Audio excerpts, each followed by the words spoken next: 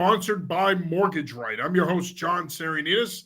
And as always, I'm joined by my partners, Adam Kirkshin and Kevin Stone. No guest tonight, so you get us for about the next 45 to 50 minutes.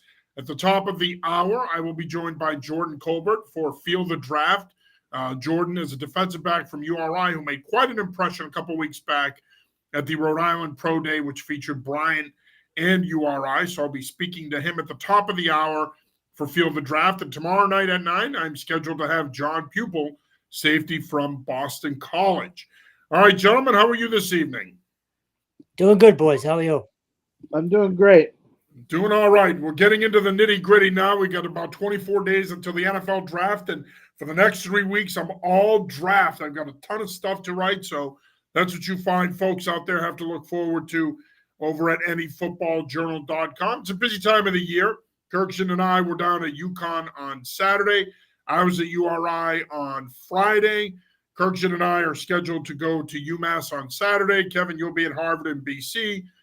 Again, busy time of the year. We still have a bunch of other places that we need to go to for our spring visit, so there's always plenty to do. Now, before we get started here and start talking some football, I do want to remind you that if you're in the market to sell your current home or purchase your first home, give Herb Devine a call, 781-254-2846, or you can email him at herb@mortgageright.com. With 27 years of experience, Herb is your guy when it comes to lending, loan officer needs, real estate, whatever it might be. He can help guide you through the process, and he makes it as easy as possible. As I mentioned, with 27 years of experience, he's been around for a long time. He's seen it all in the real estate industry, and boy, there's a lot going on right now.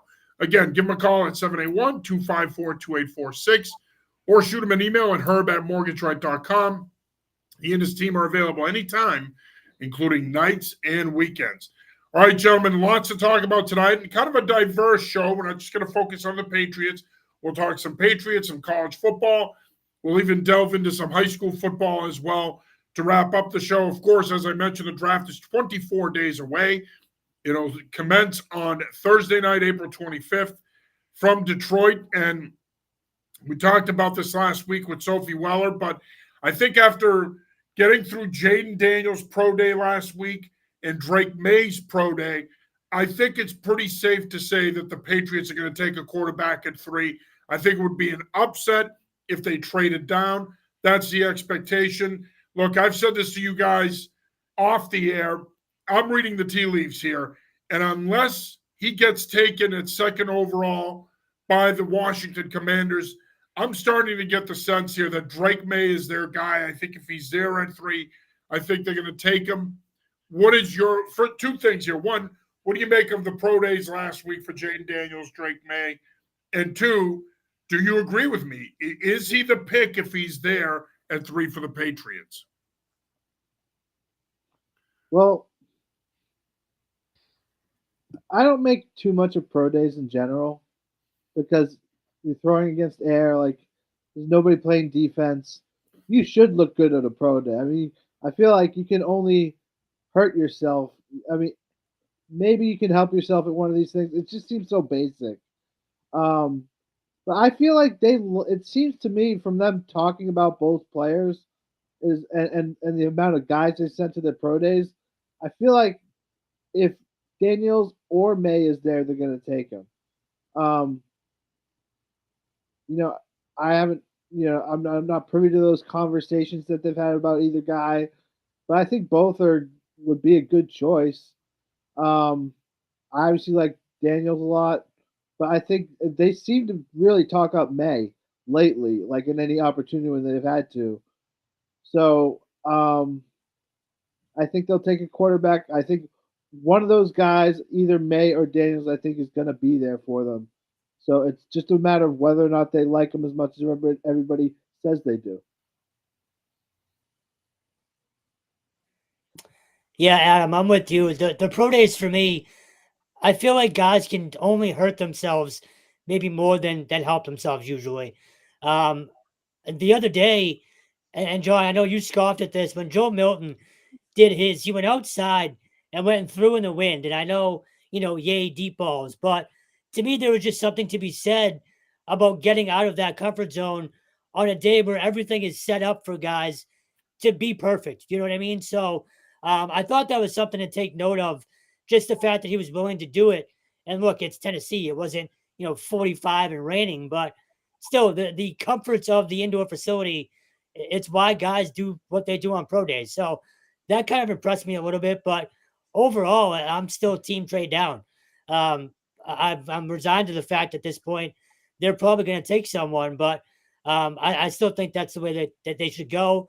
If they don't, I'm okay with May at this point. You guys have talked me into it. And John, you've mentioned it for a while now that this is like 04. And I can't stop thinking about that. Because if it is, then you can't screw up and you can't miss. And you have to take a guy at that point. So if it is like that, then sure, take the guy. But I'm still a little apprehensive. But at this point, just let's get to the draft and let's finally figure it out. But pro days in general, for me, it didn't do much. Yeah, I disagree on the pro day part. I think pro days have value. I think they are important. It's the last time you're going to see a guy throw. You're also getting to see them throw in person. I don't give a shit that there's no defense out there and no pass rush. Who cares? That's not why you're there. If you wanted to see that, then go watch their game film. That's what I said this to somebody the other day. They kind of held the same opinion, and I'm like, then go watch their tape. That's if you want to get a sense of how they deal with that, then watch the game film. So for me, I think they have value. They have value from the standpoint that it's your last shot to see these guys throw, but it's also your last chance to be around them before the draft, unless you host them on a top 30 visit. If you're willing to bring them in for a top 30 visit, fine. If you've already met with them, whether it be at an all-star game or the combine, fine. But I do think they have value. Now, I get the whole argument. It's T-shirts and shorts and the throwing on there. That's fine. But again, what you're looking for there is you're looking for basic fundamentals. Their pocket presence, how they're throwing the football, their release, are they accurate? How do they interact with their teammates? Are they a leader? Are they liked by their teammates? Are their interactions positive? Those are the things you're looking at. And yeah, when you're going through this process, guys, those things matter. There's value in those things. So for me, I think pro days do have value. Look, I was team trade down for most of the season. I've told the story 800 times. I don't want to have to tell it again. The reason I'm not team trade down anymore is you need a franchise quarterback. We all know this. In this league, to have any shot of being a Super Bowl contender, we lived it for 20 years, you need a franchise quarterback. Without one, you have no shot at being a Super Bowl contender again. And your best chance to land one is with a top 10 pick. That's when you look at the odds through the years, the odds are more in your favor if you're picking in the top 10 to draft a franchise quarterback than in any other part of the draft or any other round. So, yeah, I get the whole argument for trading down. However, all that being said, what is trading down going to do for you if you don't end up with a franchise quarterback and you end up with all these other pieces, but you don't have that one piece you need in order to be a Super Bowl contender? So, for me, I think they got to stick and pick. To quote Daniel Jeremiah, take a quarterback, give him a year to marinate, develop him the right way, punt on 2024, and I'm serious when I say it, because if you want to do it right, that kid shouldn't play in 2024. Punt on 2024 and make it more about 2025 and beyond. That's how I think that they should do this. Obviously, they're going to do it however the hell they feel like it. But at the end of the day, look, if Mac Jones had panned out, you still sucked, and he wasn't the reason you sucked, then I'm all for trading down. I'm all in on that. However, in this case, you don't have the trigger man. You need the quarterback. This is your best chance to go and get him. You mentioned Joe Milton, Kevin. Look, Joe Milton might be the most talented quarterback in this class. However, all that being said, he's about as consistent as a ripped paper bag at the supermarket. That's the problem with him. The problem with him is you're going to get greatness one week, and then the next week you're going to wonder, should he even be starting the game after? So I think he's a great developmental guy. I think the physical tools are there for him to be a starting quarterback in the NFL, but he's another guy that probably needs a year or two to sit. He's an intriguing guy, but I would not take him over the top 3 in this draft class. Now, of course, you've got the other guys as well that are going to go in the first round. And look, given the way Michael Penix performed at his pro day last week, I think it's safe to say now you might see 6 quarterbacks go in the first round now.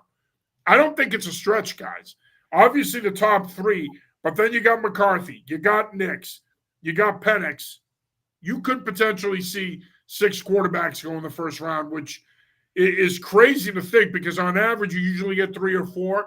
But these guys may end up in the first round because there's such a need at the position. Now we got a couple of folks checking in here. Alex Agrella, good friend Alex Agrella joins the show. Alex says there is value watching someone throw live, especially if you haven't seen it in person, in my opinion. Yeah, and look, they've seen these guys throw on film. Their scouts have seen them throw in person, but the decision makers, to Alex's point, have not seen them throw in person because they didn't throw at the combine. So if you haven't seen them throw in person, obviously there's value there. Ken Mathias joins the show. What do you guys think? I'm assuming he's saying, what do you guys think about the report that came out today about Wolf is high on JJ and would possibly consider drafting him at 3? I don't touch JJ McCarthy at 3, but if that's what they do, that's what they do.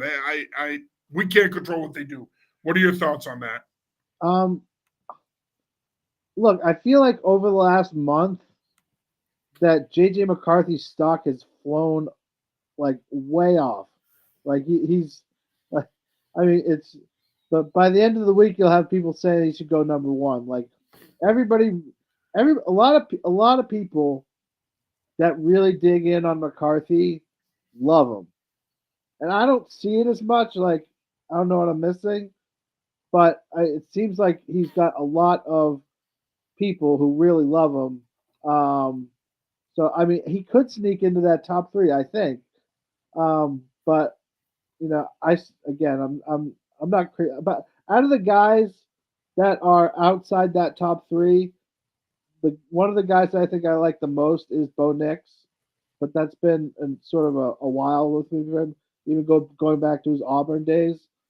So, but I don't know. I just don't see it as much with McCarthy as other people do. But his stock has gone way up this last month. So this might not even make sense, but at 3, I don't love it.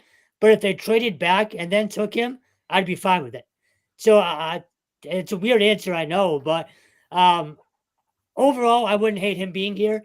I wouldn't mind him or Penix as the guy, but the only thing I worry about is if they somehow correlate the whole Michigan thing with maybe hopefully, striking lightning twice, and it's not in their thought process at all. But overall, I wouldn't mind having him as the guy that they come away with. Yeah, I don't think that that's in their thought process. And Alex and Ken, thanks for checking in. And they did follow up. Alex says, thank you, Harbaugh. Yeah, I think Harbaugh has been the driving force behind his ascension in many ways. Obviously, it speaks to how much weight Harbaugh's word carries in the football world. But I think a big part of McCarthy's ascension is a byproduct of the endorsement of Jim Harbaugh. But let's give the kid some credit. He had a pretty good pro day, too. So it's not just because Jim Harbaugh thinks he's good that people have jumped on the wagon and think he's going to be good. I think that the kid has also helped himself. And I think the other thing to keep in mind with McCarthy is the physical tools are there. I know a lot of people will say, I just don't see it. I was looking at some stuff from Greg Cosell, who I respect him and his opinion. Greg's not on board with it. He's not a McCarthy guy. He openly says, I didn't see it on film. And I can see why you would think that. But I think we need to caution people before you jump to conclusions. How a quarterback is used matters. In that system, he wasn't asked to be the man. He was asked to complement that running game and to make throws in certain situations. He was not asked to be the guy. Whereas when you look at Caleb Williams at Oklahoma and USC, he had to be the guy. He had good talent around him, but he had to be the guy. Drake May had to be the guy. Bo Nix had to be the guy. Penix, I would say, is similar to McCarthy in that great supporting cast, didn't always have to be the guy. But in most instances, franchise quarterbacks have to carry their offense. The offense runs through them. That wasn't the case with McCarthy. That's a unique thing that we don't see in today's football world. And I think that in many ways that throws people off when they're evaluating him because they're looking at it and saying, why would you take him with a top 5 pick? He didn't have to be the guy. There's no pressure on him in Michigan. I push back on that, by the way, because go watch that Alabama playoff game. He led them down the field and led them to that win. That's a pressure situation. A playoff game is on the line. A possible national championship is on the line. When the chips were down, that kid played his best football. That effing matters to me. I've been around quarterbacks a long time. I've coached quarterbacks for a long time. There's guys that have that DNA that not everyone else has. He does have that DNA, and I think that appeals to teams. Ken checks in. It's the hype from his former coach, Harbaugh, just like Alex said, and Adam. His stock has risen, in my opinion. If Herbert wasn't in LA, JJ would be drafted by his former coach. Yeah, probably, because he knows him the best. So I don't doubt that either. In fact, if you guys remember when Harbaugh took the job earlier this year, there was this rumor floating around that they were possibly considering trading Justin Herbert to the Chicago Bears for the number 9 pick, and then having 2 picks in the top 10, taking McCarthy, and then taking an impact player at either 5 or 9, but that never happened, and I wouldn't have made that trade either. But listen, I say it all the time, and I know I'm beating the dead horse. Beauty is in the eye of the beholder. Kirkshin doesn't care for J.J. McCarthy. Stone wants Joe Milton in a trade down. John wants Drake May. Elliot Wolf doesn't give a shit who we want. He doesn't care what Agrella wants. He doesn't care what Matthias wants. He doesn't care what anybody wants. They're going to do what they think is best. And if it's J.J. McCarthy, then it's J.J. McCarthy. There's nothing we can do about it. And I think the other thing to remember here, fellas, I've been covering the NFL draft for 25 years, and I know you're going to think, oh, here we go. He's lecturing us again, being John the Bloviator. It's an inexact science. You know, Stone is sitting there going, they can't miss. They got to get it right. They may miss, fellas.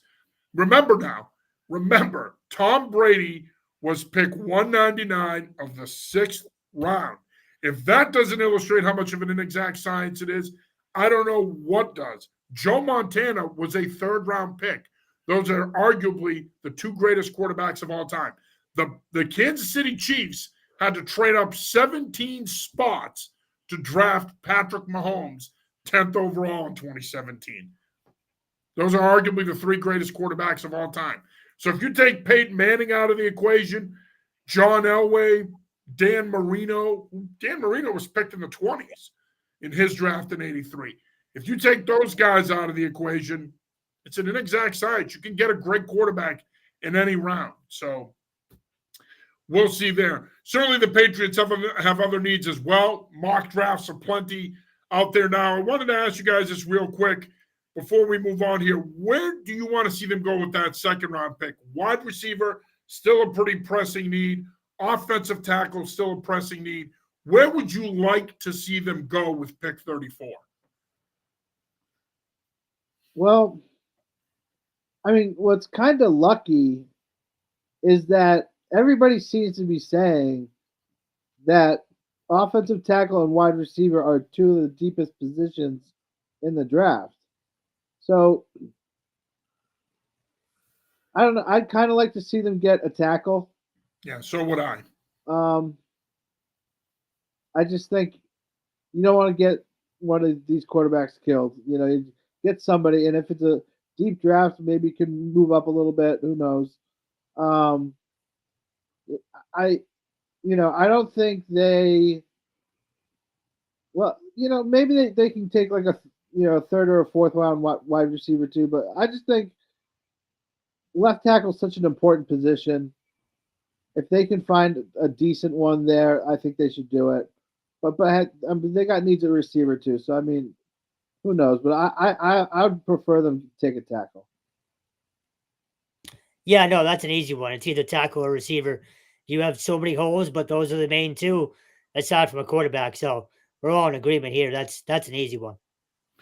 But I don't think it's as easy as you think, though. I think tackle is more of a need. You need a potential franchise left tackle, and you can get one there.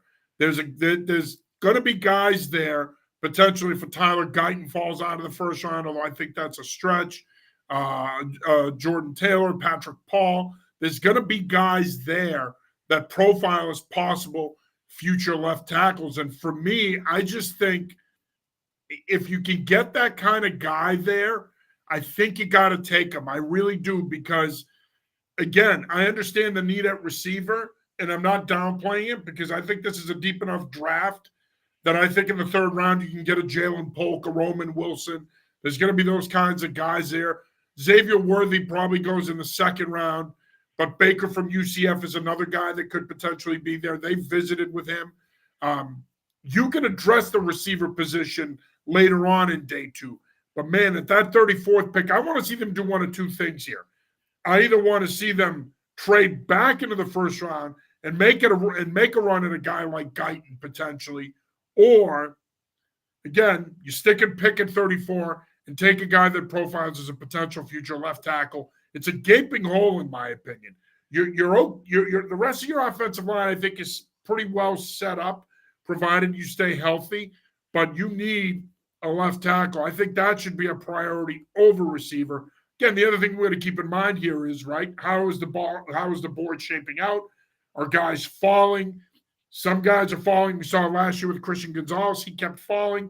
At that point at 17, it was too much of a value pick. You're getting a top 10 guy, not to take him. If the board is shaping out that way again in this draft, obviously they're going to need to consider possibly taking either the best player available. If a first-round rated receiver is sitting there, you're going to have to think about that as well. You are watching the New England Football Show, sponsored by Mortgage Right. I'm your host, John Sarianides. As always, I'm joined by Stone and Kirkchin. Just as a reminder, give our good friend Herb Devine a call, 781-254-2846, or shoot him an email at herb@mortgageright.com. He and his team are available anytime, including nights and weekends. All right, gentlemen, we're going to pivot here, talk some college football. Of course, this weekend we had a couple more spring visits. On Friday, I went down to URI to check in with the Rhody Rams. And let me just say this. It was an awful weather morning. Kudos to Jim Fleming and his staff for deciding to scrimmage. I think you need to do it because that's what the weather looks like around here at the end of October, early November. So I give him and the kids credit for wanting to go through that. It's football. You're going to do it. It was rough, but I was pretty impressed. You know, URI is going to be young in a lot of places, but Clemson transfer Hunter Helms really impressed me at quarterback. Wide open competition. It's going to go well into fall camp and possibly into week one against Holy Cross, which they open up against the Crusaders on August 31st at home. But he was very impressive to me. And if I had to say who I think ultimately is either the front runner or possibly wins the job, my money would be on Helms. But again, the reps were split equally, and you couldn't really get a feel as to who is the guy or who has been the guy thus far. Running game looks pretty good. Offensive line, though, you're replacing three big pieces in Lorenzo Thompson, Nick Correa, Sebastian De La Sutis.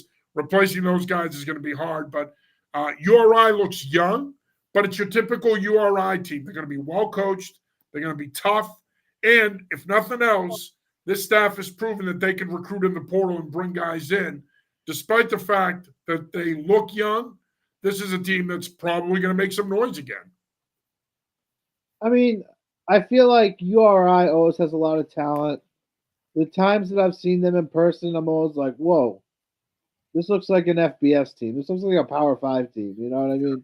Just physically, they're always impressed.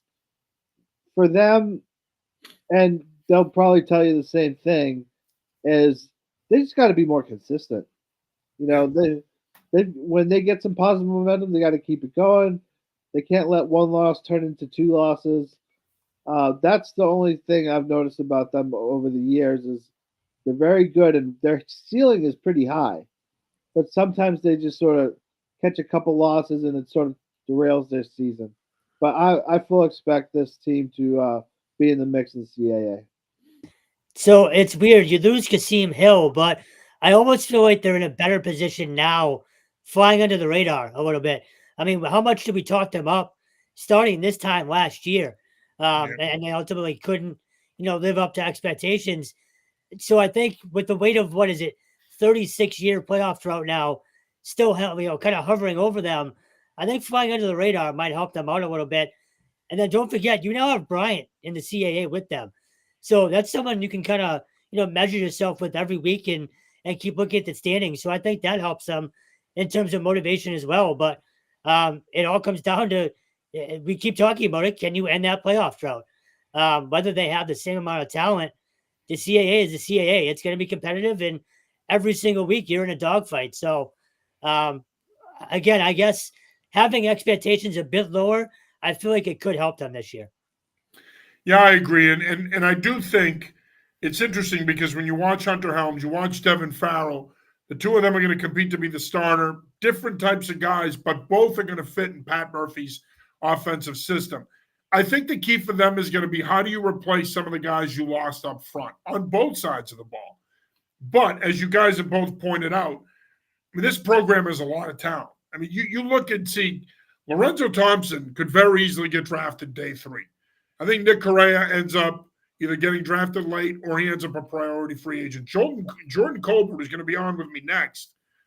Jordan Colbert is an impressive athlete, runs in the 4.55 range, vertical jumps at almost 40 inches. I mean, he is legit.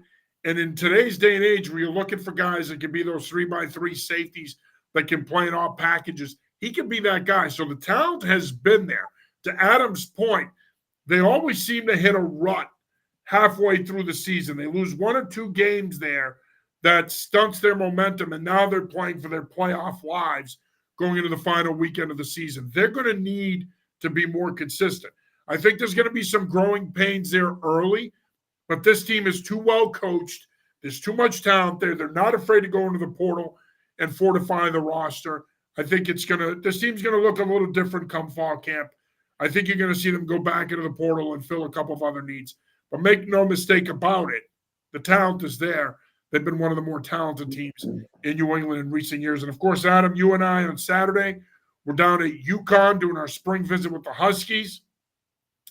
A lot of familiar faces no longer there. Of course, offensive coordinator Nick Charlton has moved on to the NFL.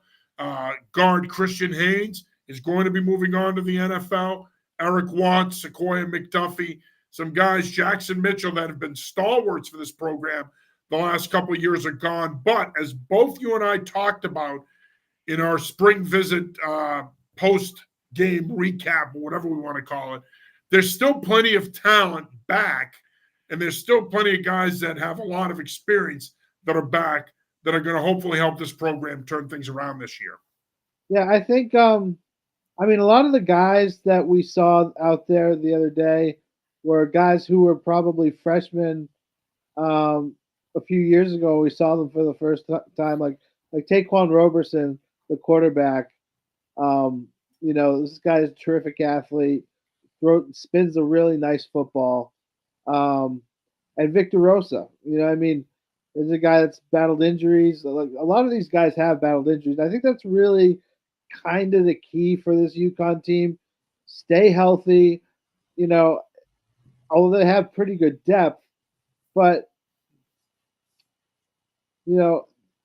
injuries have hurt this team over the years. And I think they're, you look at their schedule, the most important thing for them, I think, this coming season is getting off to a good start. Like, because you start off 0-2, 0-3, then it's like, oh, here we go again. It's like last year. But you maybe maybe have some confidence, win a couple of those early games, and maybe you feel like you're still in this. It's sort of a funky little schedule. I mean, they got some tough teams in there, but they also got some teams that they should beat. So, can they get back to 6-7 wins? I think so, but I wouldn't be surprised if they didn't at the same time. Adam, I'm glad you brought up the schedule. We talked about it when it came out.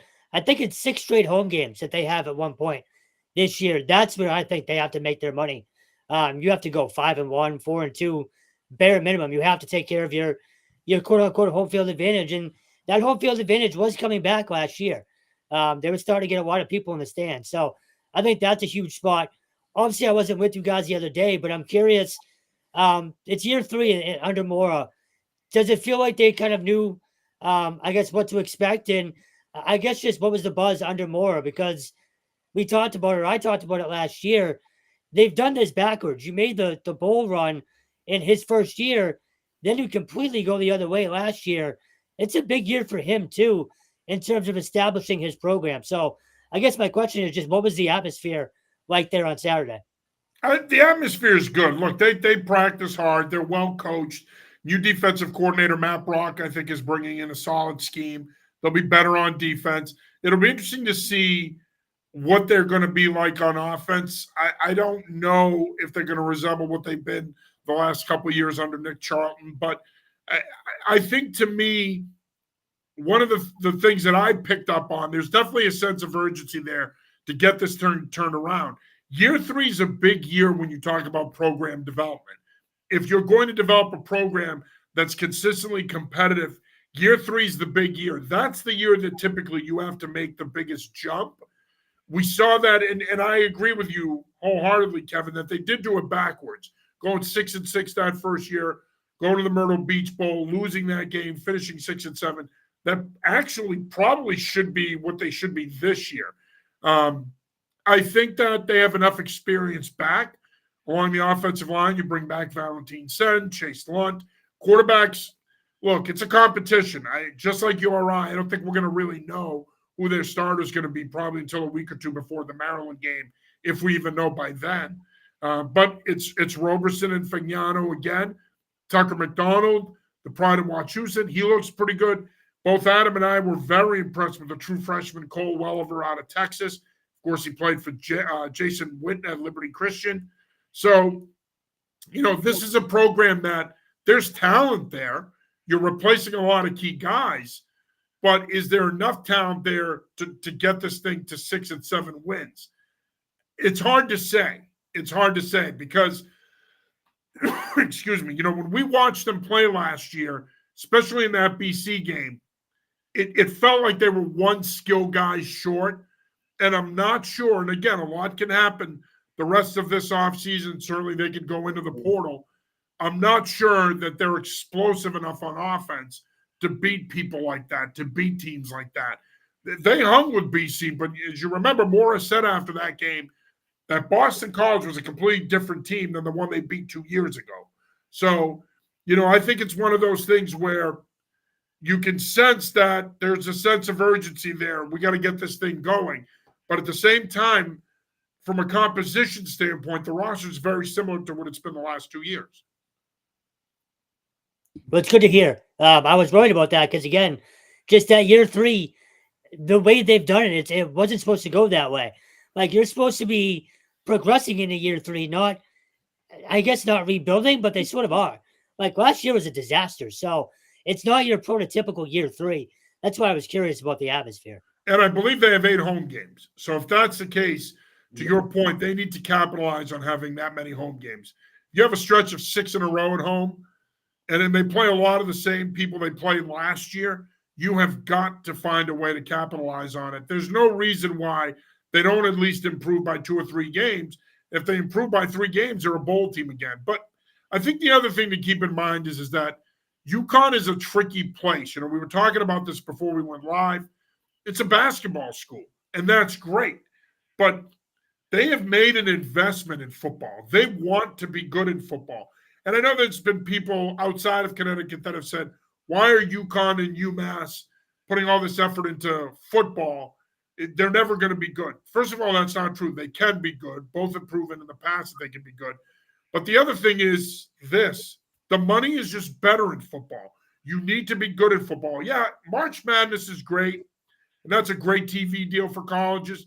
But the reality is, when it comes to regular season money, college football dwarfs college basketball. You need that TV money. That's why UConn's made the commitment they made to football. They want to be good at football because they want that money to come in. Yeah, I think that's huge. And, I mean, if you need to be convinced of your last point, John, if anybody needs to be convinced of that point, go look at the rest of the country and the conferences that each one has become.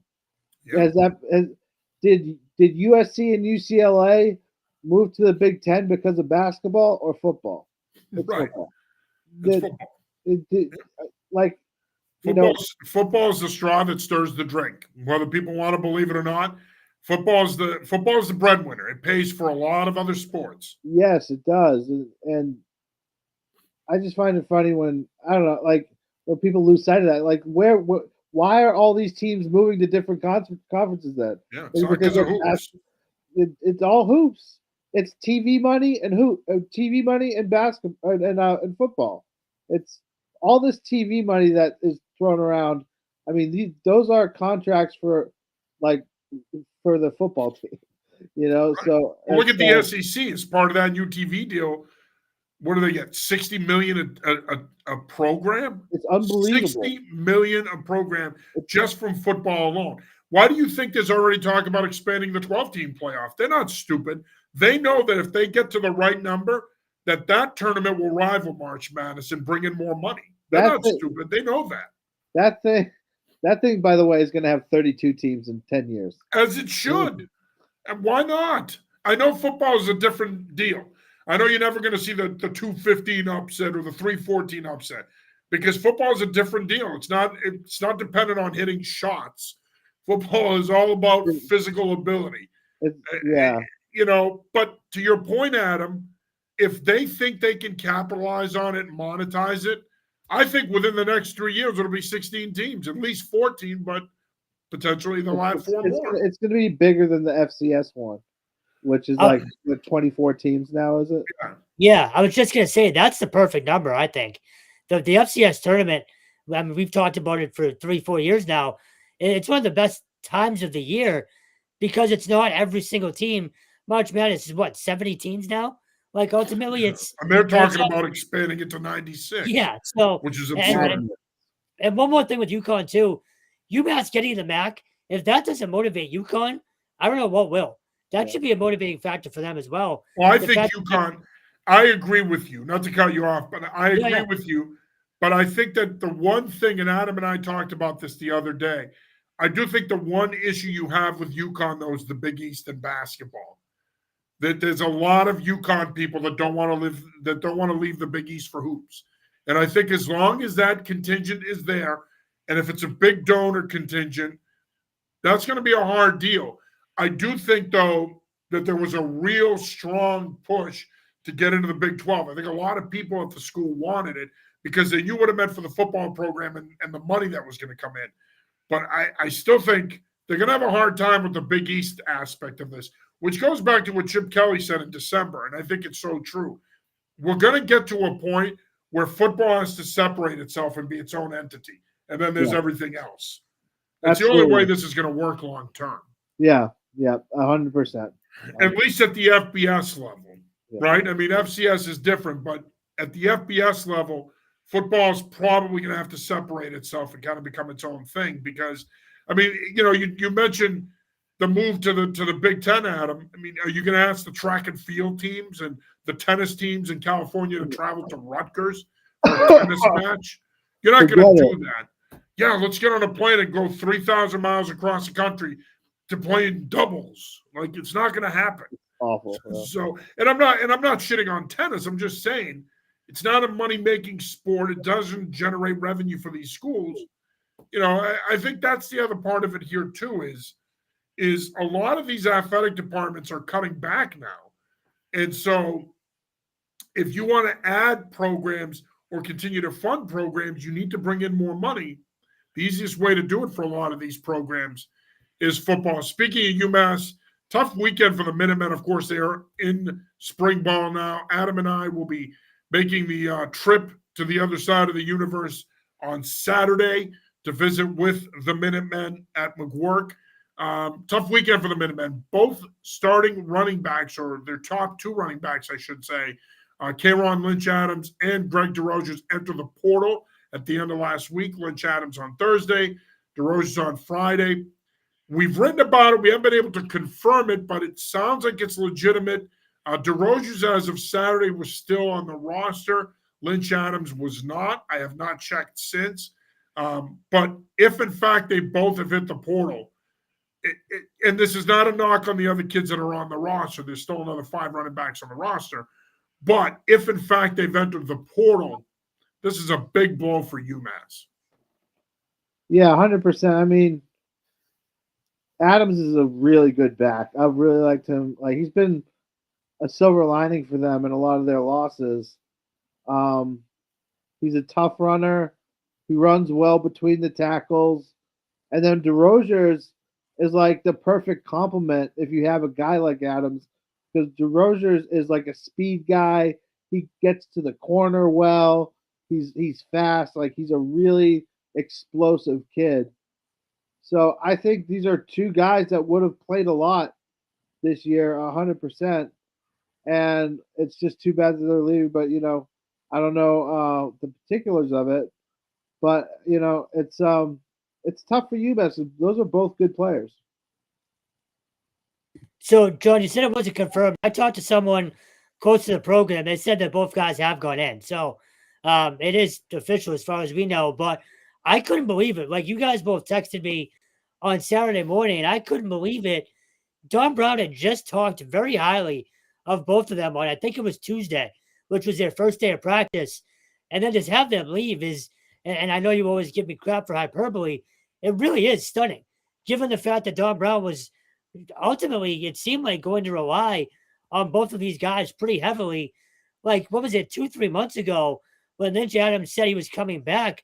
How big of a news story was that the weekend it came out? So it's a huge loss for them. But the other kind of, I guess, ironic thing was during Don Brown's press conference the other day, he said the portal taketh and the portal giveth away. So maybe he knew something was coming. I don't know, but I don't think he would have talked about those guys so highly if he did. But hey, if nothing else, at least it happened now. Not in 2 weeks where we're in spring ball, can get some reps, and hopefully it works out. But yeah, man, 2 huge losses for UMass. Yeah, I mean, if there's a silver lining, that's just it, that the guys that are currently on the roster can get more reps now. But what this also means is, and again, this is not a knock on those guys. I'm sure they'll have every opportunity to get more carries now.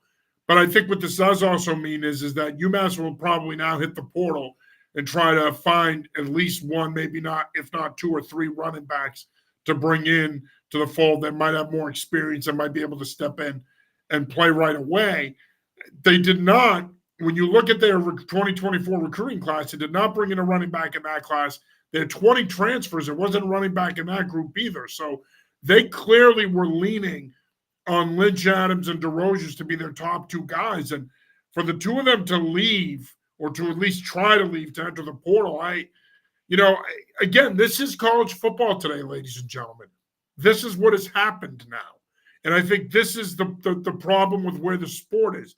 And for all of you out there that are poo-pooing coaches for complaining about it and giving them crap, well, I got news for you. This is the reality of coaching in college football now, where you enter spring ball, you're counting on these 2 guys, and these guys all of a sudden, for whatever reason, and we don't know why they're leaving, and we don't want to speculate, but they decide, nope, we're going to go elsewhere. And for all we know, it could be related to playing time, could be related to NIL, it could be related to a number of things. Again, we don't want to try to speculate as to why they're leaving, but at the end of the day, it's going to get harder and harder to build the program when guys can literally wake up one morning and say, you know what, I don't want to play here anymore. I don't want to go to school here anymore. I'm out. I'm leaving. I think there are greener pastures out there for me. I'm going to enter the portal. And until this stuff is legislated, it's not going to stop. And in talking to people that are around the NCAA, they've told me, a bunch of people have told me the same thing, which is there is no appetite at the NCAA to legislate this right now. They are not going to do it. And they're definitely not going to touch NIL. You could see possible legislation of the portal down the road, but they are not going anywhere near NIL because they don't want to get sued. And so at the end of the day, what you're seeing now with the portal and guys coming and going, jumping in, jumping out, all this other stuff, like we've said now for the last couple of years, you're going to see more and more of this because as long as they have the ability to do it and it's unrestricted the way it is, or there's some limitations, guys are just going to continue to do it. They're going to continue to take advantage of it. All right, here, gentlemen, we got about another minute left. A couple of use the notes from the high school level. And Kirkson, feel free to jump in here if you've got anything. Anthony Sagnella calls it a career at North Haven after winning back-to-back state titles 27 years later. Coach Sagnella calls it a career. Congratulations on a great career, Coach. Over 160 wins, and like I said, back-to-back state titles for Coach Sagnella. What do you got, Kirkson? Two big verbal commitments in football for, of course, football, but BB&N, New England Badminton Journal. yeah, BB&N running back Bo McCormick, a Westford native, had made his call to go to Syracuse. It's a great fit, I think. He's an excellent back. Really, out of any formation you run him out of, like, I mean, if it's me, I'm saying put him in the I formation, get him downhill. But really, he could be just as good in the spread. He's one of those guys that does a little bit of everything well. So I think he's going to have a great career at Syracuse. And then also Samson Onuoha of Belmont Hill, a defensive end.